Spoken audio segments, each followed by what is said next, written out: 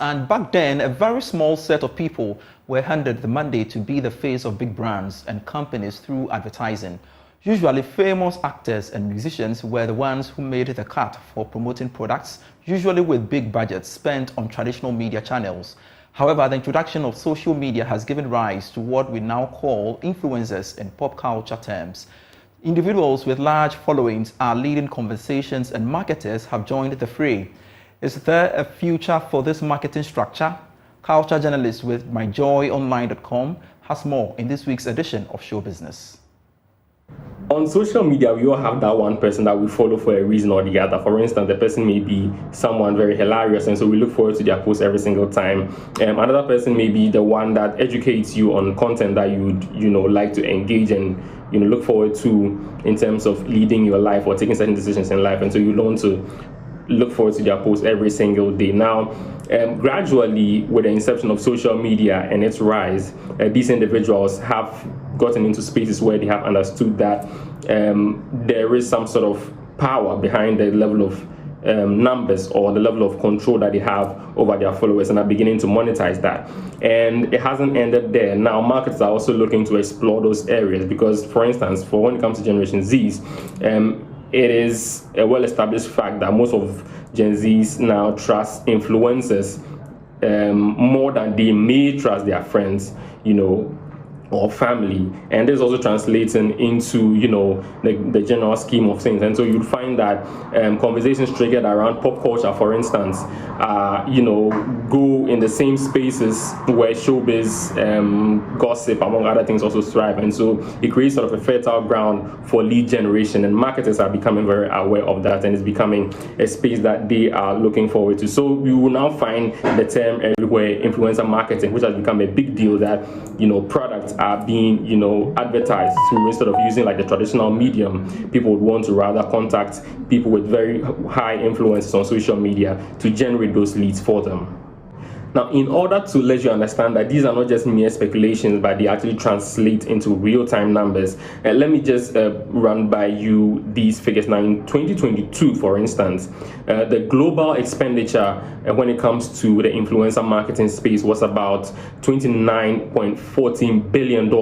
That's how much was spent globally when it comes to that particular space. That didn't even used to be a thing some few years back, right? And in the US alone, in that same year, there was about $22.19 billion spent in that same space. Now, in 2023, when it comes to 2023, in terms of the global influencer marketing space, the expenditure basically reached $34 billion globally in 2023, this year.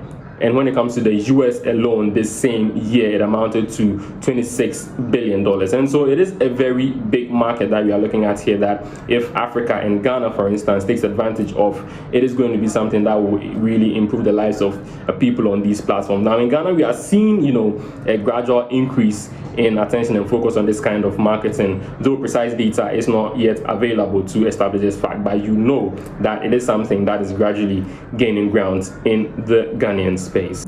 Now, after spending this much on influencer marketing, I think every client, what they want to know is to understand how best they can maximize the potential of this particular space. So one of them basically is to determine your key performance indicators when you are getting an influencer or trying to enter this influencer marketing space. And so determining your key performance indicators will help you engage or assess the extent of results that you are looking for from whichever influencer that you are engaging. Understanding the fact that it's a very new space, this can be quite difficult, but if done well, you should see some results after whichever campaign that is being run is done. And also connecting with the right influencers. You can go to social media, you can know who are influencers. You can look at the numbers and all of that, and also look at the kind of utterances that any particular brand or any particular individual in the social media influencing space aligns with. And this is very easy to do. You can just look at the person's previous posts amongst others. You can determine clearly whether this person's principles align with whichever objective that you are looking to achieve. Another thing also is that TikTok, Instagram, and other social media channels must also be maximized or utilized by these organizations or clients that are looking to, explore the influencer marketing space. It's not always that you would have to go for someone who is already an influencer. The brand or the organization itself can position itself in a way that it creates content that sort of appeals to a certain generation of youth who are on social media to ensure that their products really, get down to the grassroots when it comes to sales, and it also translates into lead generation as well. And one final thing is that you should be able to tie your marketing efforts to a cause. I mean, on social media these days, it is very easy for people's emotions, I should say, to be appealed to. And so if campaigns are tied to some of these little, established causes or established, reasons why, or emotional reasons why people should be able to tap into this campaign, it sort of triggers some movements within persons who are on social media who may love the brand but want to associate with it. At least now they have reason to do so. Kenneth Awachida with today's edition of Show Business here on The Marketplace. Let's quickly